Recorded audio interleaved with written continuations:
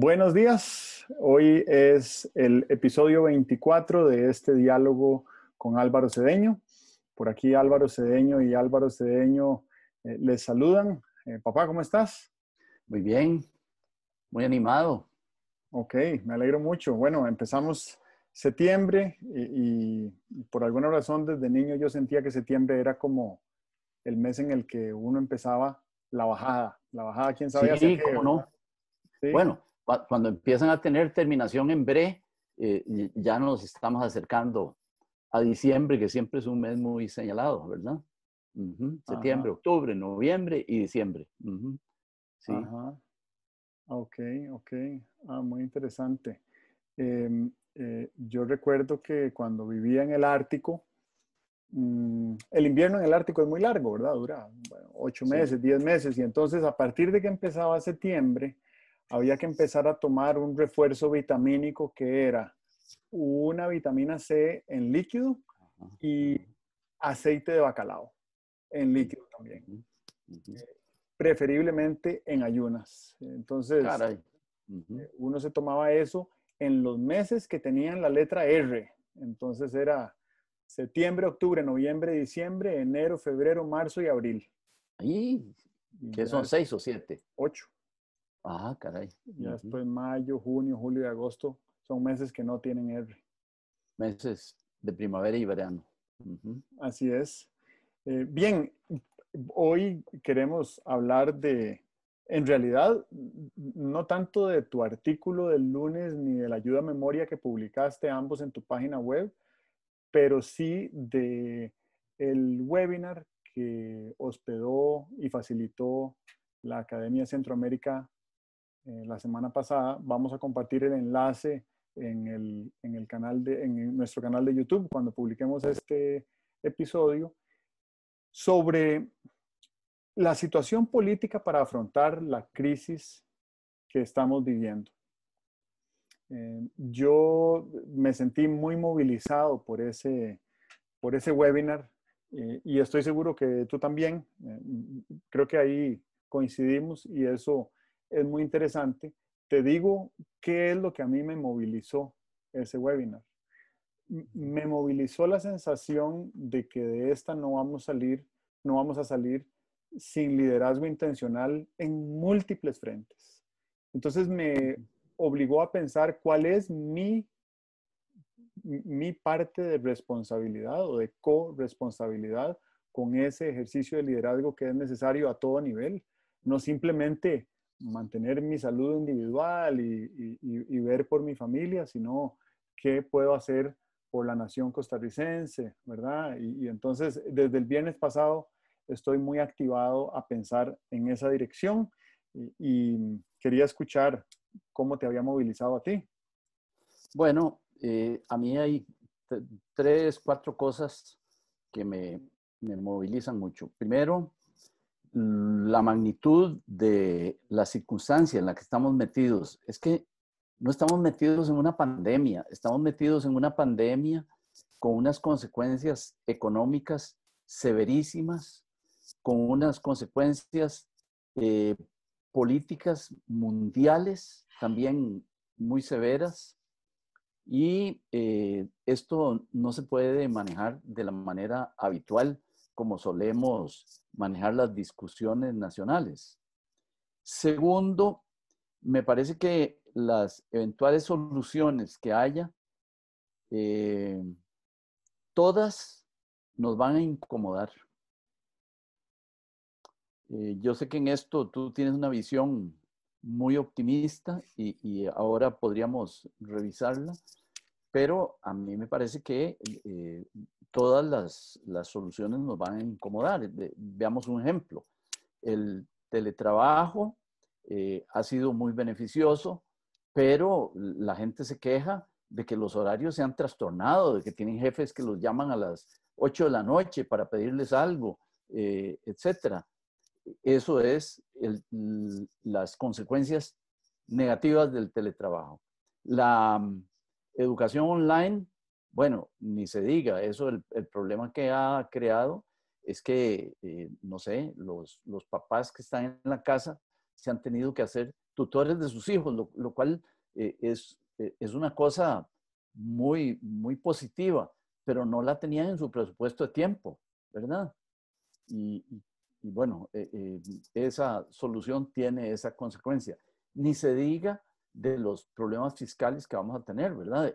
Esta situación nos tomó en una fase o en una situación fiscal bien aguda, bien negativa para Costa Rica, ¿verdad? La gente dirá, bueno, pero si el año pasado se aprobó la reforma fiscal, sí se aprobó la reforma fiscal, pero ya has visto cómo le ha ido a la reforma fiscal. Todo el mundo quiere que haya reforma fiscal, pero que a cada uno no lo toque, ¿verdad? Y además, la reforma fiscal no ha empezado a operar y la reforma fiscal opera en función de los ingresos que tenga la gente, la mayor parte de la reforma fiscal, y a la mayor parte de la gente se le cayeron los ingresos de gente y empresas y tal.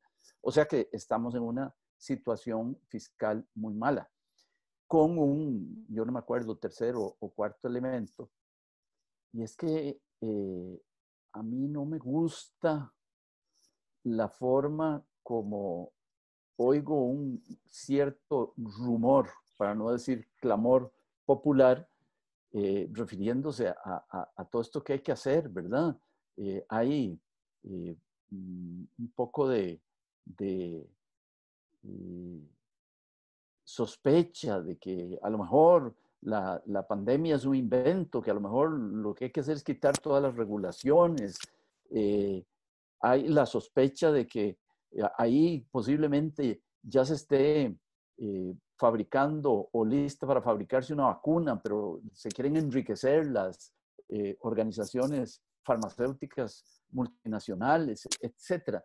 Hoy como mucha desconfianza, ¿verdad? Y desconfianza interna, etcétera. Y entonces, en esas circunstancias, pues va a ser difícil salir con soluciones robustas.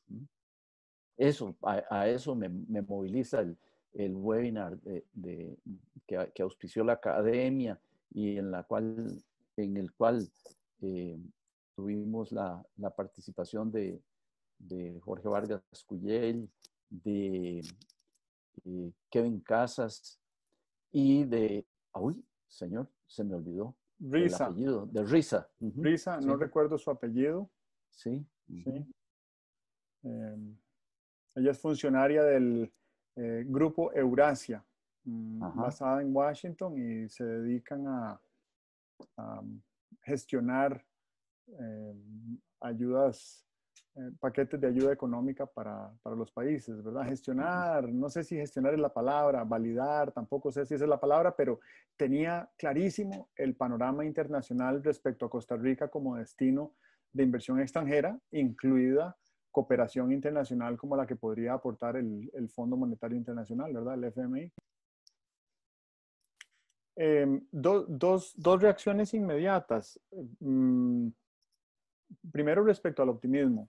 Siento que eso carecía el webinar, eh, pero siento que de eso carece nuestro diálogo cotidiano, ¿verdad? Que tampoco podría decir que es un diálogo ni muy robusto, ni muy civilizado, ni muy sofisticado. Siento que se parece más a un bochinche.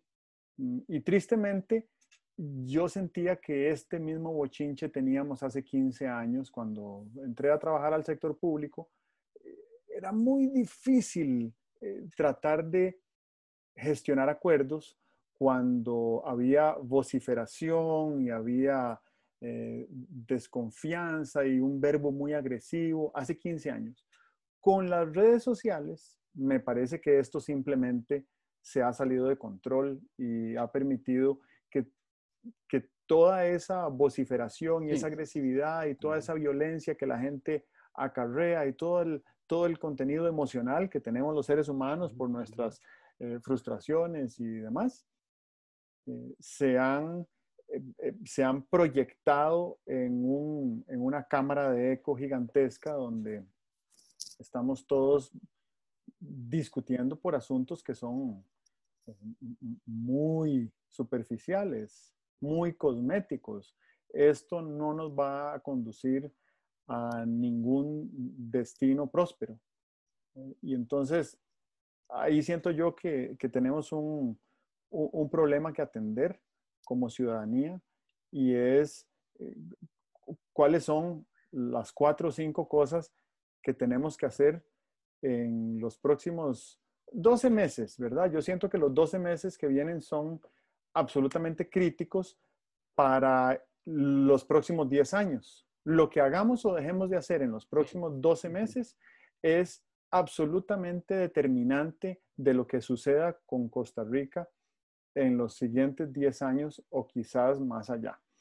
Entonces ahí siento yo que debemos hacer un ejercicio de recuperación de la confianza. Y esto es algo que mencionaron los panelistas del viernes sobre la posibilidad de que echemos a andar unilateralmente, cada uno de nosotros, un proceso de generación de confianza que usualmente es correspondido con más confianza. Como dijo uno de los panelistas, entre más se usa la confianza, más crece, más se multiplica. Y ahí siento yo que hay una oportunidad importante, sobre todo si entendemos que la moneda de cambio más valiosa que tiene una comunidad de seres humanos es precisamente la confianza. Sin ella no hay nada más. Sin ella no hay institucionalidad, sin ella no hay Estado de Derecho, sin ella no hay eficacia normativa, sin ella no hay mercado, sin ella no hay armonía, sin ella no hay paz. Entonces, Para hacer casi un juego de palabras, dices tú que la moneda de cambio más valiosa de una comunidad es la confianza. Sin confianza no hay moneda, ¿verdad? La, claro, la, la moneda, cuando uno ve un billete, ¿ah? Cuando ve un billete, sabe que con eso puede comprar porque tiene confianza en que con eso puede comprar. Si no tuviera la confianza de que con eso puede comprar, no aceptaría el billete y entonces la moneda no circularía, ¿verdad?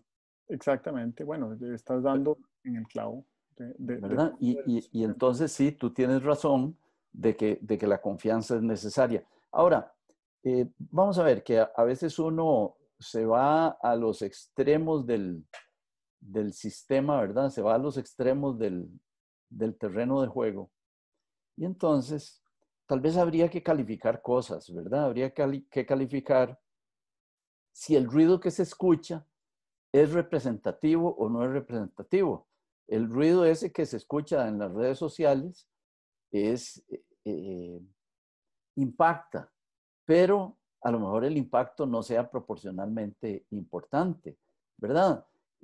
Acuérdate de lo que llamaban la mayoría silenciosa. Bueno, hay un grupo vociferante que en cuanto sale una noticia, a los 2 minutos la está comentando, ¿verdad? Y que posiblemente en cuanto salieran ideas de solución para estos problemas que tenemos, a los 2 minutos los estarían comentando, pero esa es la mayoría, perdón, la minoría la que se hace oír, porque hay una mayoría silenciosa, hay una mayoría razonable, hay una mayoría que dice, hombre, qué malo que nos ocurriera todo esto, pero ahora que está aquí, vamos a tener que resolverlo de la forma como hemos resuelto individualmente todas las adversidades que hemos enfrentado, porque no nos hemos sentado al borde del camino a lamentarnos, ¿verdad? Con las adversidades individuales que hemos venido enfrentando. En eso la gente tiene un gran entrenamiento, las mayorías tienen un gran entrenamiento y posiblemente hasta las minorías vociferantes tendrían que decir, bueno, yo no querría esta solución, pero es la que hay, ¿verdad? Tal vez eso habría que como que calificarlo, ¿verdad? Eso es cierto. Yo siento que antes de las redes sociales eh, había formadores de opinión y eran, por lo general, medios de prensa, figuras políticas, ¿verdad? Y hoy con las redes sociales, yo siento que la red social en sí es formadora de opinión. Y hay muchísima gente que da por veraz un comentario, cualquiera que sea, solo porque apareció en su red social. Claro. Y entonces la influencia que tiene esa información offline, ¿verdad? Fuera de la red social digital, en sus comunidades, en sus casas, en sus familias, no es pequeña. Eso por ahí. Siento que ese es un constreñimiento con el cual vamos a tener que lidiar para innovar una solución hacia adelante. Segundo elemento que quería comentar, que ya lo adelantaste, es el del optimismo. Esto me lleva a unos años atrás cuando estaba escuchando una presentación de una persona que había sobrevivido a una situación de vida o muerte. Y se había convertido en una persona estudiosa de características que acompañaban a sobrevivientes de situaciones de vida o muerte.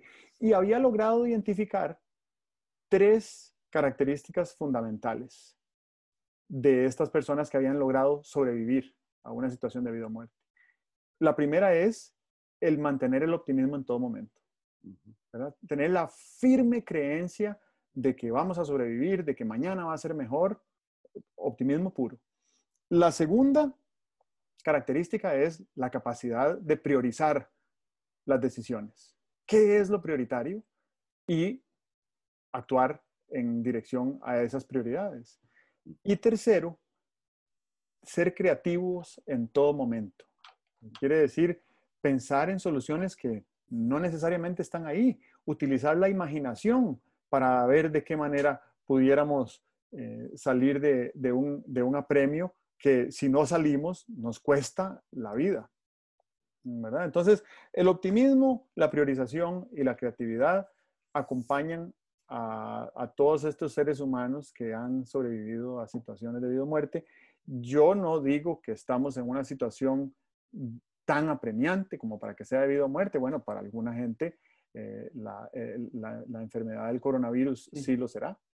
Para alguna gente el impacto económico a nivel global también lo será. Pero para una nación tal vez no. El asunto es si nos va a tomar 40 años o 20 años recuperarnos o 4 años recuperarnos, ¿verdad? Y entonces ahí voy al siguiente elemento, que es el de la visión. Hay algunos países, y entre ellos cito Nueva Zelanda, que le sigo la pista de cerca. Nueva Zelanda ya está pensando activamente en cuál va a ser la mejor versión del país que puedan crear para el año 2024.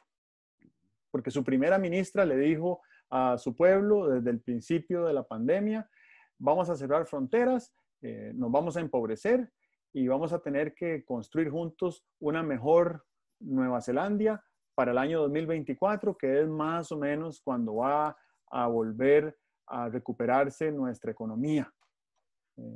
Y la gente aceptó ese discurso asertivo, honesto, franco, de una lideresa como Jacinda Ardern y están echando, poniendo manos a la obra, ¿verdad? ¿Quién aquí en Costa Rica está trabajando en una visión de máxima ambición de la mejor Costa Rica que podamos crear para el 2024?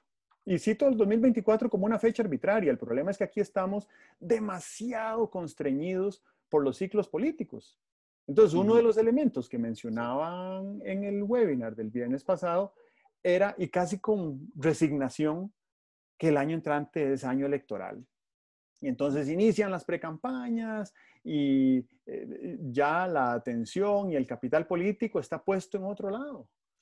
Eso tenemos que romperlo, y para romperlo yo siento que hubo un ejercicio de visión de la Costa Rica del 2024, donde entre todos aportemos grados de ambición para decir, sí, claro, yo querría que Costa Rica fuera líder en la economía digital al 2024 y que Costa Rica tuviera el sistema de seguridad social universal más robusto del mundo y que Costa Rica fuera el país que tiene la mayor inversión de impacto en educación pública de toda la OCDE.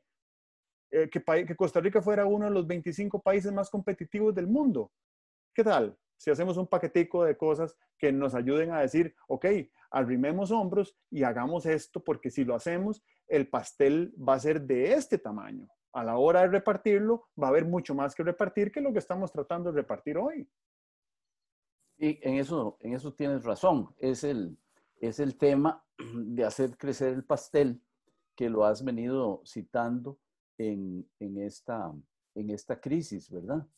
Si posiblemente, eh, vamos a ver, uno se puede enfrentar a la crisis con pensamiento lineal o se puede enfrentar con pensamiento complejo. Ayer comentamos contigo un artículo que a mí me pareció excelente del ingeniero Joaquín Trigueros en la Nación de ayer, miércoles. Eh, y básicamente el título del artículo no es ese, pero el artículo a lo que llama es a la necesidad de que pensemos con otros instrumentos en esta crisis en la que estamos metidos. Porque el problema es tan impactante, el problema, digamos, sanitario, el problema económico, etcétera, son tan impactantes que uno tiene como la urgencia de buscar soluciones. Y la forma más rápida de encontrar soluciones es pensar linealmente, ¿verdad? ¿Qué hacemos para reducir los contagios? Bueno, cerremos el comercio, ¿verdad? O cerremos las escuelas y tal. Pero eso no necesariamente es la mejor solución. Podría haber otras soluciones, pero no afloran hasta que uno no se plantee el asunto desde una perspectiva de pensamiento complejo, no lineal. El problema económico también, ¿verdad? Eh, Rápidamente uno siente que el problema fiscal ahí está. Entonces, ¿cómo elevaríamos los ingresos fiscales? A cualquiera se le ocurre, subamos impuestos o pongamos impuestos nuevos que no existen. Pero la verdad es que en pensamiento complejo, uno lo que debería es decir, primero voy a ver cómo hago crecer la producción y luego veo cómo cobro impuestos para que eso solucione el problema fiscal.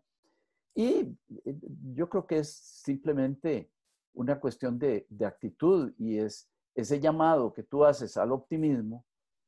Vamos a ver, yo lo pasaría antes por la etapa de decir, pensemos de manera compleja y luego iría a ver cuáles son las cosas que querríamos tener en el año 2025, ¿verdad? Porque, eh, imagínate, para usar una analogía, imagínate el enfermo que está muy enfermo y que el médico viniera y le dijera, ¿y usted qué querría hacer en el verano del 2022?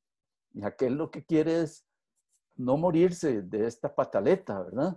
Entonces, bueno, creo que, y me parece que Jorge Vargas lo decía, yo no quiero oír hablar de visiones, yo lo que quiero es oír hablar de proyectos. Pero claro, los proyectos pueden ser visionarios, que es lo que tú estás diciendo. Tú dijiste, no dijiste una visión de país. Antes lo que dijiste fueron como 5 proyectos estratégicos que juntos forman una visión de país. Y en eso sí estoy totalmente de acuerdo en que lo que deberíamos es no simplemente ver cómo salimos de esta medio vivos, sino cómo salimos de esta en una situación mucho mejor, mejor ubicados internacionalmente, con mejor salud política y desde luego convertidos en un país con un poco más de potencialidades económicas, ¿verdad? Bueno, ya mismo cuando te pones a ver que una de las consecuencias de la pandemia posiblemente va a ser el acortamiento geográfico de las cadenas de abastecimiento y te das cuenta del potencial económico de Estados Unidos y de cómo muchísimas empresas se fueron a producir a China para crear productos que sirvieran a las cadenas de abastecimiento norteamericanas y que ahora están pensando en, creo que lo llaman reshoring, porque antes Reshoring. era offshoring y ahora lo llaman reshoring. Traigámonos la producción de, ¿cómo se llama? De materias, de bienes intermedios, traigámoslo más cerca. Y bueno, más cerca que Costa Rica cuesta, ¿verdad? O sea, Claro. que ahí viene una oportunidad. Como creo que viene una oportunidad en materia educativa. En materia educativa está clarísimo que de esta el mundo no va a salir igual. Ya viste un día de estos, lo comentábamos, como Google está diciendo, mire, yo y otros empleadores grandotes como yo, estamos dispuestos a considerar este programa de no me acuerdo cuántas semanas o cuántas horas, lo vamos a considerar como si fuera un bachillerato universitario. Las autoridades universitarias que no estén en este momento refiriéndose a ese tema, me parece que están mirando en la dirección incorrecta. Y no deberían estar viendo esto como una amenaza, lo deberían estar viendo como una oportunidad, ¿verdad? Bueno, Claro, entonces el reshuffling, eh, ¿te acuerdas del el juego aquel de cuando uno iba dando vueltas en torno a unas sillas y cuando se daba una palmada y tal, había que correr a sentarse en la silla donde la que te quedara más cerca para no quedarte de pie? Bueno, yo creo que estamos en una situación donde nos fuimos a dar las vueltas, ya van a dar la palmada y cuando nos demos cuenta, no van a estar las sillas.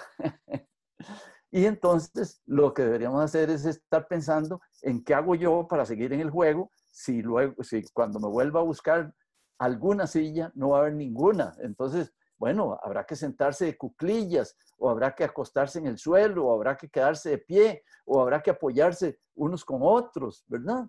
Pero es que el socollón, el reshuffling, el movimiento que ha habido es tan fuerte que ni siquiera, y aquí me sumo a tu optimismo, ni siquiera tenemos idea de cuáles van a ser todas las oportunidades que van a surgir.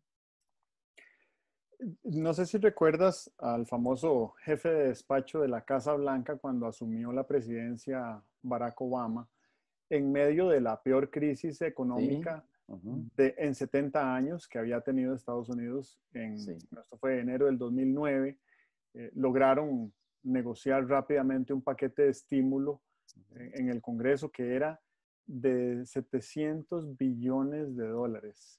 Eso es como 6 veces menos de lo que el Congreso estadounidense actual ya aprobó para esta crisis y ya se gastó, ya se desapareció y no se invirtió en nada. En aquella época, el jefe de despacho de Obama, que se llamaba Rahm Emanuel, dijo que no había que desaprovechar una buena crisis, ¿verdad? Él sentía con convicción que una buena crisis era una buena oportunidad y la aprovecharon. Y entonces una de las formas como lo aprovecharon fue que el 70% de aquel paquete de estímulo se lo dieron al ministro, al equivalente a un ministro de Ciencia y Tecnología de Estados Unidos de aquel gobierno que se llamaba Steven Chu.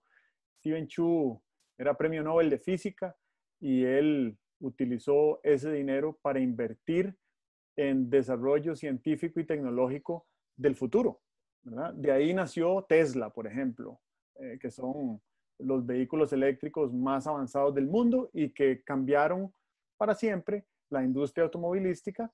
Lo que vemos hoy es como la cola de un cometa de los vehículos de combustión interna mientras van de salida y va haciendo cada vez más dominante los vehículos eléctricos. Yo siento que dentro de 4 años la cantidad de vehículos eléctricos nos va a hacer repensar la movilidad en el país, ni hablar de la movilidad eh, pública, ¿verdad? De transporte masivo de personas. Uh-huh, uh-huh. Eh, pero sí nos va a hacer repensar muchas cosas. Entonces ahí me parece que tenemos que lograr conjuntar tres elementos que yo no sé si están alineados, pero sí sé que por medio del pensamiento complejo los podemos articular. Uno de ellos es la visión, ¿verdad? Y no estamos hablando de la visión a 50 años, estamos hablando de la visión aquí a 4 años, a la vuelta de la esquina. Con solo que seamos capaces de pensar a 12 meses plazo, ya con eso yo me tranquilizo de saber que nos estamos moviendo en la dirección intelectualmente correcta. Eh, Luego, alinear proyectos que tiendan hacia esa visión, pero también tener un mapeo claro de cuáles son los resultados esperados. En este momento, tienes un ministerio de planificación muy robusto, muy experimentado, muy bien conducido, que tiene una metodología de trabajo estructurada en proyectos. Entonces, tienes que calzar dentro de esa metodología para que algo desde lo público pueda avanzar con forma de proyecto. ¿Y cuáles son los resultados esperados? No importa, porque la metodología no lo exige.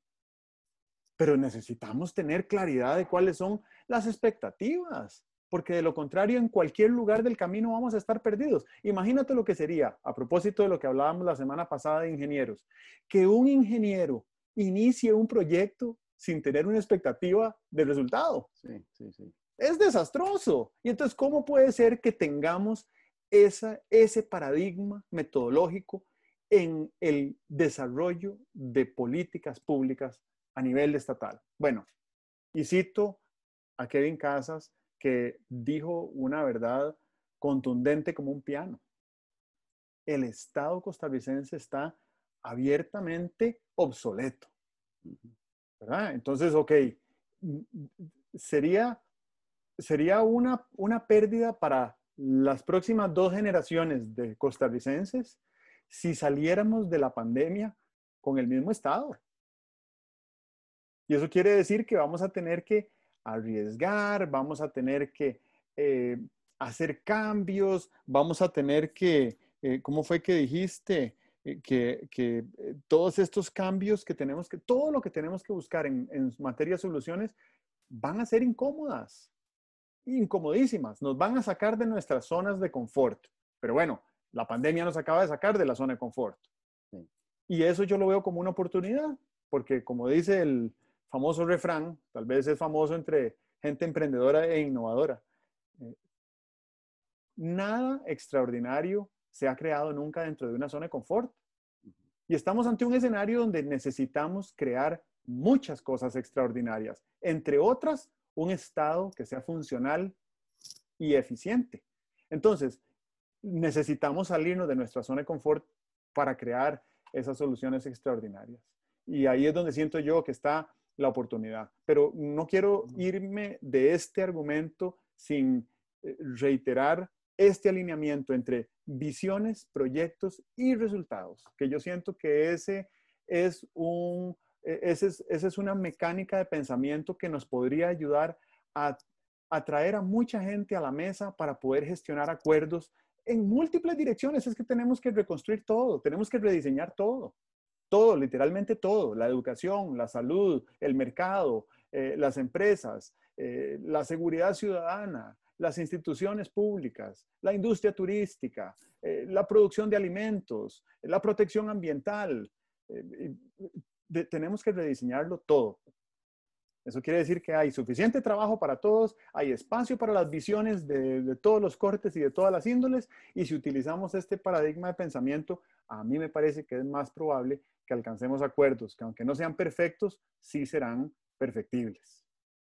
Este tema de los acuerdos perfectibles a mí me viene dando vuelta hace días, y es que cuando uno tiene que tomar una decisión sobre un problema concreto, y la toma linealmente y dice, bueno, para este problema, esta es la solución.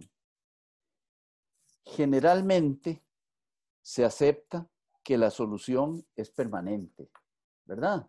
Cuando tú dices, bueno, con estos aguaceros se me está metiendo el agua en la sala, eso quiere decir que tengo que cambiar unas láminas del techo y vas, cambias las láminas del techo y se acabó. Y la solución es permanente. Cuando el problema es muy complejo, cuando tú ves que está en juego la salud, la educación, el ambiente, la seguridad, etcétera,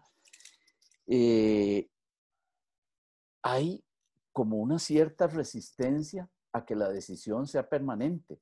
Imagínate que alguien viniera con el mejor plan de lo que hay que hacer en este momento y se dijera, bueno, este es el plan y así se queda. Yo diría, hombre, no, todavía deberíamos esperar a ver qué es lo que va a ocurrir, porque van a ocurrir cosas. O sea que el plan que me satisfaría más es un plan que tuviera la característica de ser dinámico. Viene a atender los problemas que estamos viendo en este momento con las circunstancias que estamos viendo en este momento. Pero el plan se va a ir haciendo más y más amplio, más y más profundo, o más y más robusto, según vayamos viendo más oportunidades y vayamos viendo más elementos para meter a apuntar hacia la solución. O sea, que no querría, por ejemplo, no querría unas disposiciones fiscales, imagínate, unas disposiciones fiscales que dijeran, vamos a subir tales impuestos, vamos a terminar con tales exenciones y tal y cual. ¿Y qué pasa si dentro de un año nos damos cuenta de que lo que trajo la marea fueron una gran cantidad de empresas extranjeras que quieren venir a instalarse a Costa Rica? Y entonces diríamos, hombre, les quitamos la exención a unas empresas y ahí nos están tocando la puerta otra gran cantidad de empresas. Deberíamos tener como un componente dinámico de cuál es nuestra política de promoción de inversiones extranjeras. Pero hoy en día no podemos ponernos a hacer esa política, pero deberíamos dejar abierta la posibilidad de que entrando a resolver los problemas de hoy, tengamos la posibilidad de hacerle una revisión a nuestra política de inversiones extranjeras en el futuro cercano. Yo no querría, por la complejidad de la situación, un plan de solución levantado en concreto. Lo querría más modificable, lo querría más dinámico, lo querría más ajustable, lo querría más abierto a nuevas circunstancias. Ok, te respondo con un dato que me resulta muy llamativo. De las 500 empresas más grandes del mundo hoy en día, 84% del valor económico total de esas empresas es su propiedad intelectual, que es un bien intangible. Y ese bien intangible es producido, bueno, la misma palabra lo dice, por la capacidad intelectual de la mente de obra que labora para esas empresas. Esa mente de obra, llamémosle talento, es lo que a mí me parece que Costa Rica debería de atraer de todo el mundo, con intencionalidad y con algún criterio de aportar en algunas áreas donde ya tengamos camino recorrido y queramos continuar robusteciendo el éxito económico del país a futuro. Y solo para citar un ejemplo, el famoso acrónimo de STREAMED, ¿verdad? Ciencia, tecnología, investigación, ingeniería, arte y diseño y matemáticas. Yo creo que si en esas áreas atrajéramos talento, no para que vengan a pasearse 10 días y a conocer las bellezas del país y a tomarse unas fotos con los monos, ahora eso es ilegal, a tomarle unas fotos al volcán, pero que vinieran a pasarse aquí 10 semanas o 10 meses. Esta idea no es nueva para ti porque hace 20 años la sugeriste dentro del marco del Instituto de Biodiversidad, pero a mí me parece que Costa Rica debería de procurar atraer talento como algo prioritario por encima de atraer turistas o de atraer pensionados rentistas, que era una solución económica de hace 40 años y que volvió a entrar a la lista de prioridades de reactivación económica del gobierno. ¿Qué valor le aporta un pensionado rentista, con todo respeto, al país cuando las 500 empresas más valiosas del mundo están basadas en propiedad intelectual? Entonces, traigamos talento, pero no quiere decir que traigamos talento independiente tampoco. Ofrezcámosle a los funcionarios que trabajan en esas grandes empresas que vengan a hacer un sabático aquí o que vengan a hacer teletrabajo desde aquí. Entonces, si esto es algo apetecible para las autoridades, es más, perdón, bypassemos a las autoridades.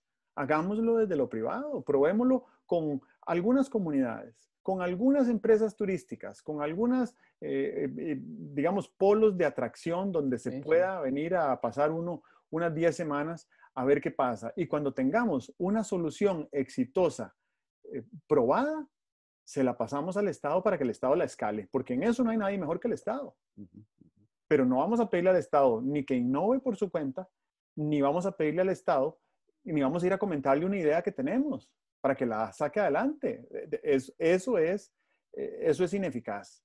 Entonces, hagamos nosotros un pequeño piloto, lo más básico posible, de atraer a una persona que se venga aquí a terminar una tesis y que nos ofrezca retroalimentación de cuáles son las cosas que podría necesitar para poder venir al país. Por ejemplo, me enteré esta semana de una persona que es muy cercana a autoridades de gobiernos europeos que quería venir aquí justamente a trabajar durante este mes de septiembre. Entonces, según las reglas sanitarias, necesita un permiso sanitario, una prueba de COVID negativa en las 48 horas previas a abordar. ¿Estamos claros? Pero si ese certificado de salud no está en idioma español, tiene que traducirlo y apostillarlo antes de venirse.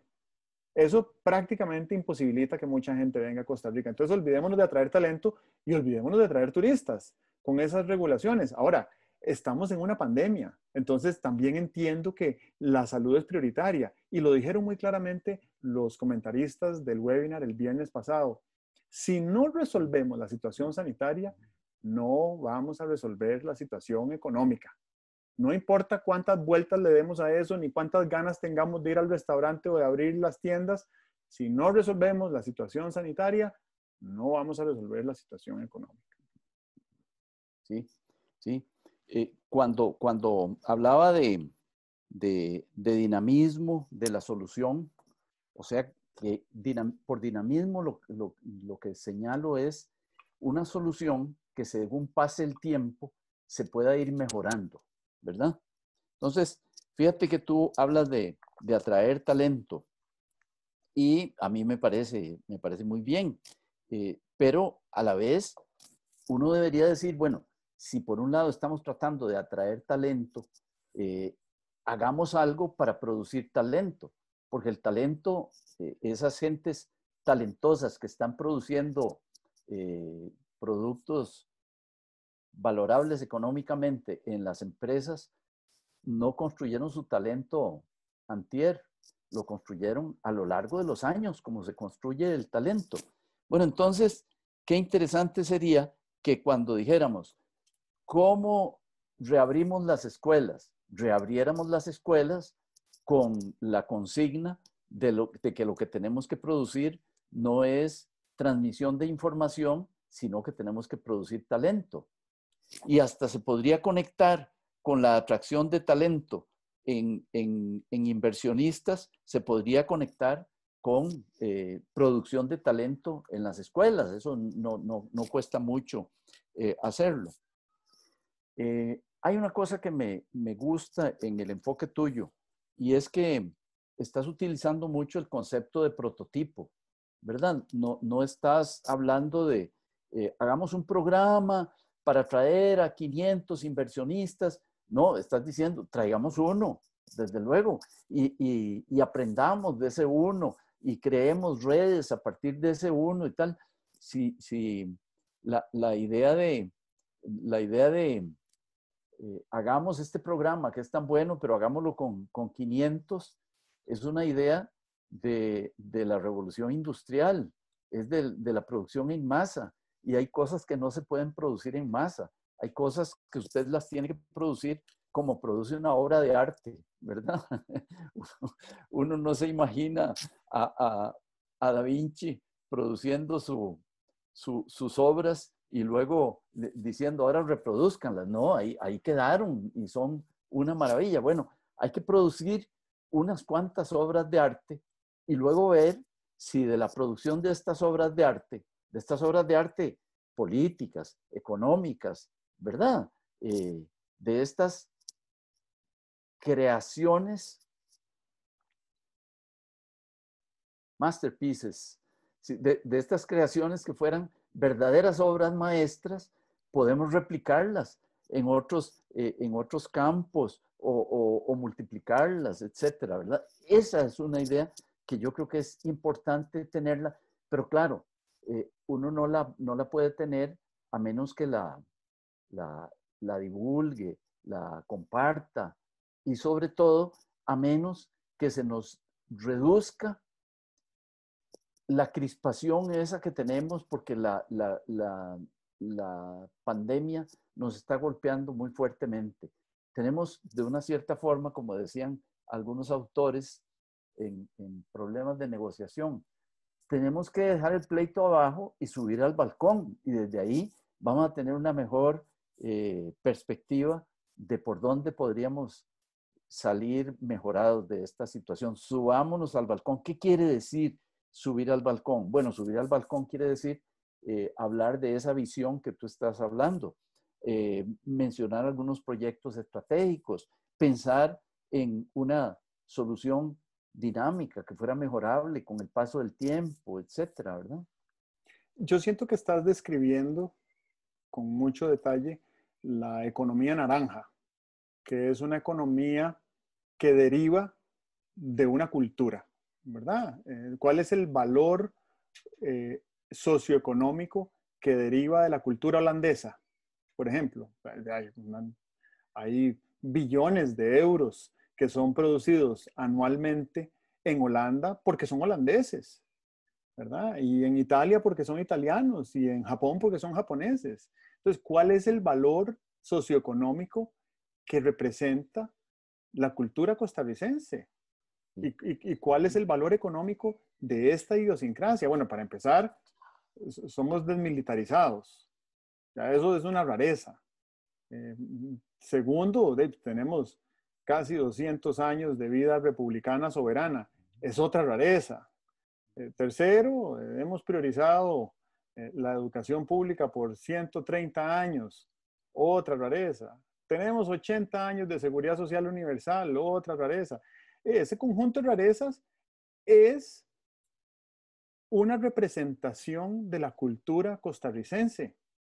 Y esas rarezas en conjunto nos hacen únicos y nos hacen inmensamente valiosos. Y me decía una vez una señora que en aquellos años, cuando yo vivía en Ginebra, dirigía el Centro Internacional de Comercio y decía, era una española, decía, a mí no me termina de encajar cómo es posible que Costa Rica sea incapaz de capitalizar la enorme simpatía que genera a nivel global. Claro, claro.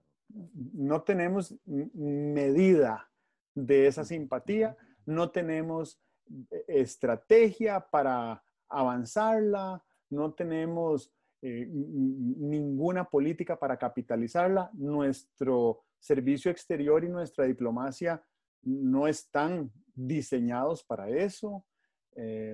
No se dedican los suficientes recursos para hacerlo. Pero entonces, ¿por qué no lo hacemos desde lo privado? Y hacemos hoy en día que las redes sociales nos dan alcance global. Hoy en día que ya hasta los expertos en nuevas empresas tecnológicas en Silicon Valley están diciendo que con la pandemia el Silicon Valley va a migrar a la nube y que entonces ya no es condicionado por geografía a dónde están las mejores empresas y los mayores inversionistas para esas nuevas empresas tecnológicas digitales, sino que están en cualquier lugar del mundo donde se puedan conectar a Internet de buena calidad. No el Internet que hay aquí, a un Internet de buenísima, estupenda calidad, que quiere decir inversión pública en las carreteras de la economía digital que se nos vino encima como una avalancha con la pandemia. Y entonces, conjuntemos esos elementos de valor cultural costarricense y utilicémoslos para enriquecer el talento que ya hay acá y que puede entrelazarse con otro talento extranjero que venga, porque cuando yo hablo de atraer talento extranjero, no digo traigamos un talento extranjero, metámoslo dentro de un tubito de ensayo, que no se contamine y que se mantenga estéril y que de aquí produzca cositas para afuera. No, traigámoslo aquí y que haya una polinización cruzada. Y que esa polinización cruzada nos hagamos un poquito holandeses y un poquito japoneses y un poquito canadienses y un poquito argentinos. Y ahí vamos enriqueciendo esta cultura que de por sí es muy diversa. Y ahí siento yo que podemos empezar a producir Da Vincis, porque lo pusiste muy claro. Da Vinci era el resultado de su cultura, de la cultura de la Florencia del Renacimiento. No hubiera podido surgir Da Vinci en la China renacentista, simplemente porque era otro el contexto cultural. A mí me encantaría seguir hablando, pero tengo que almorzar. Bueno, voy a decirte un par de cosas. Uno debería detectar cuáles son los movimientos que tienen garantía 100% de que van a producir consecuencias positivas. Cuando hablabas de Internet, de que es necesario mejorar la Internet costarricense, uno debería decir, pandemia o no pandemia, lo que sea, pero vamos a mejorar la Internet porque este país, algo positivo le va a pasar si tiene una Internet de 100, ¿verdad? Entonces, creo que hay cosas que no son discutibles en todo el proceso de solución de estos asuntos.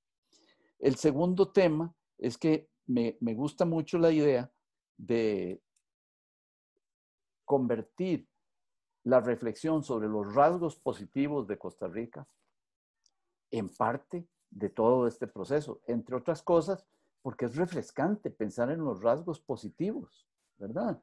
No estamos pensando solamente en la defensa, sino que estamos pensando en el ataque, en un partido de fútbol, ¿verdad? Y a la vez deberíamos tratar de ver cómo podemos tomar esos rasgos positivos de Costa Rica para hacer ¿cómo dicen los brasileños? Un jogo bonito. Ajá. Bueno, a lo mejor eso nos ayudaría a controlar la emocionalidad negativa que hay por ahí, ver cuáles son las cosas que no se deben discutir. No se debe discutir que tenemos que tener una Internet excelente. No se debe discutir que aquí tenemos que reformar el sistema de educación pública. No se debe discutir que no vamos a ceder para nada en el sistema de seguridad social. Y además, tratar de ver los otros rasgos costarricenses, estables, bonitos, reconocidos y tal, cómo los podemos convertir en herramientas positivas para lubricar, auspiciar, etcétera, toda la estrategia que salga de este proceso de toma de decisiones. Solo para terminar con una reflexión sobre la analogía que hablabas del fútbol. El gran éxito que tuvo la Selección Nacional de Fútbol de Costa Rica en el Mundial de Brasil 2014 se debió en buena medida a que fue estrictamente disciplinada con el bloque. El bloque es un conjunto de unos 7, 8, 9 jugadores que defienden juntos y atacan juntos, ¿verdad? Creo que aquí en Costa Rica podemos hablar de defensa, podemos hablar de ataque, podemos hablar de juego bonito, todo eso lo tenemos, pero no tenemos el bloque. Y siento que en la medida en que logremos conjuntarnos con férrea disciplina en el bloque, vamos a ser campeones mundiales del 2024 en cualquier disciplina. te encargo que averigües dónde está Pinto. Ok. Bueno, Muy bien. nos vemos entonces. Sí, qué bien. Hablamos. Ok. Chao. Buenas tardes.